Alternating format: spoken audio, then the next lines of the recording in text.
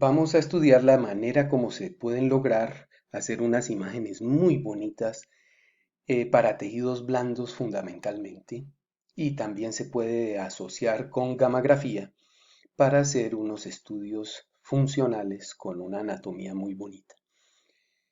El electromagnetismo, entonces, con él se pueden hacer las famosas resonancias magnéticas nucleares.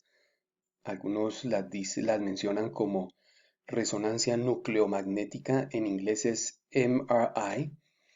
También se pueden hacer resonancias dinámicas, es decir, hacer secuenciaciones con movimiento.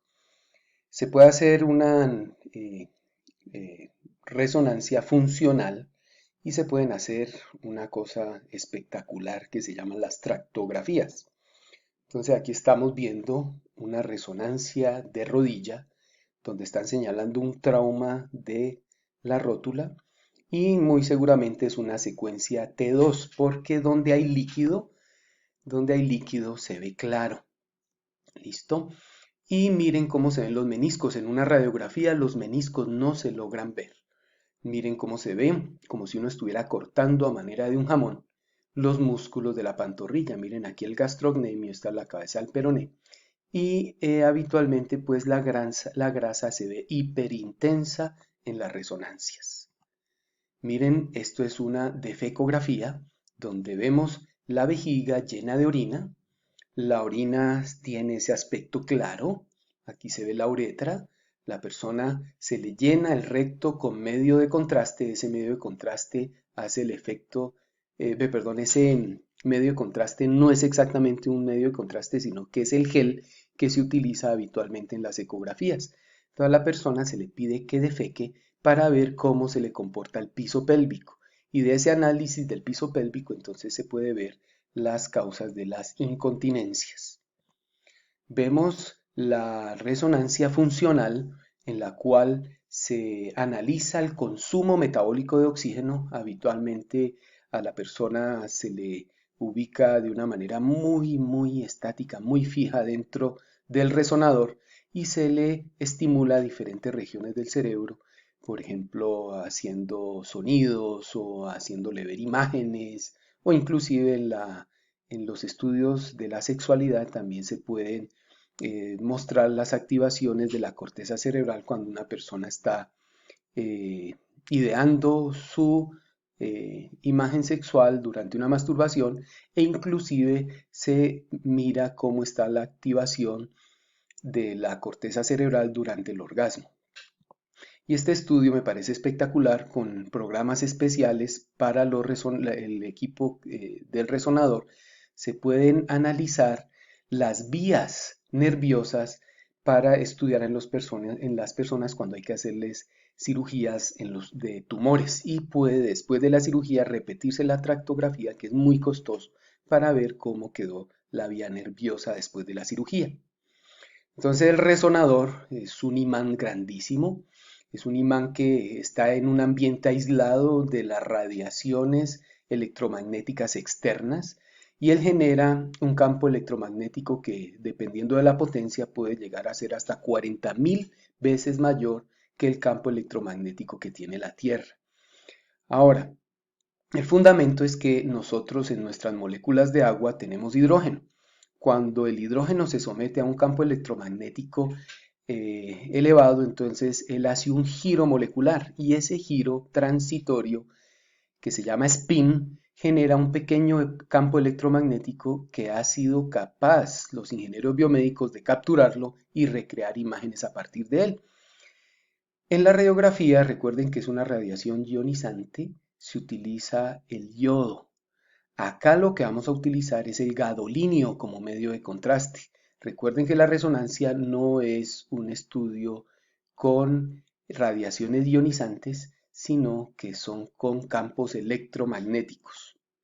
Entonces, los términos que vamos a utilizar aquí son hiperintenso cuando una estructura es blanca, hipointenso cuando una estructura es oscura. Entonces, en la secuencia de T1, vemos que el líquido cefalorraquídeo es oscuro, miren aquí, pero el hueso también es oscuro. Lo que vemos claro aquí es la grasa del cuero cabelludo.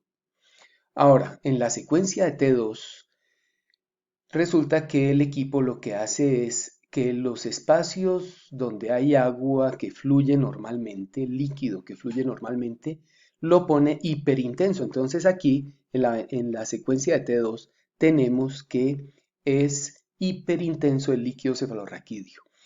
Y hay una secuencia que se llama flare. Esa secuencia que logra.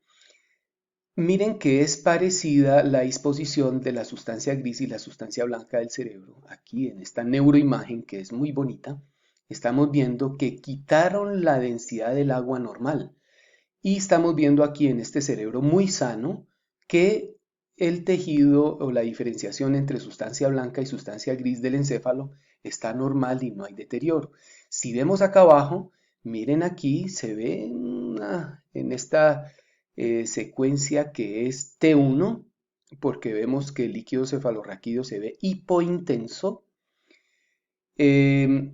Vemos mm, que en la secuencia de Flair, aquí esto está un poquito más abajo, este es el músculo temporal y aquí está el cráneo.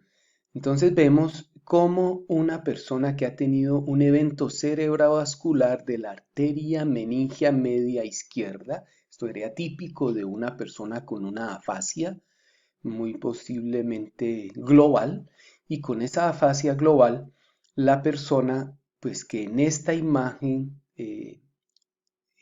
de resonancia con la secuencia de T1 no se ve así de manera importante la inflamación, pero miren este líquido retenido en el tejido como consecuencia de la muerte del tejido nervioso a ese nivel por la oclusión de la arteria que tenemos ahí. Entonces miren la belleza de cortes que se logran con una resonancia donde uno puede ver fascículos musculares, puede ver muy bien el detalle anatómico. Miren aquí el líquido cefalorraquídeo está clarito, es decir que esta secuencia es T2, igual que en esta que ya habíamos visto de la rodilla en un corte sagital, donde vemos una ruptura parcial del tendón rotuliano. La defecografía, entonces ya habíamos hablado, aquí se ve el pubis y sobre el pubis está reposando la vejiga, la cara inferior de la vejiga, y aquí está el recto, se le pide a la persona que defeque y se mira cómo se porta el piso pélvico, se toman unas medidas, se hacen unas angulaciones y se mira la deficiencia del piso pélvico en la continencia urinaria y en el estudio de la continencia fecal.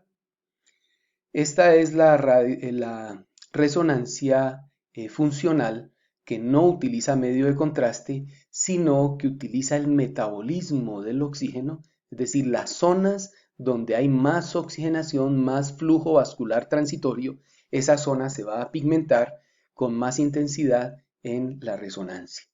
Y el gran estudio de ello que es la tractografía, donde el fundamento es que, recuerden que las vías nerviosas son axones envueltos por mielina.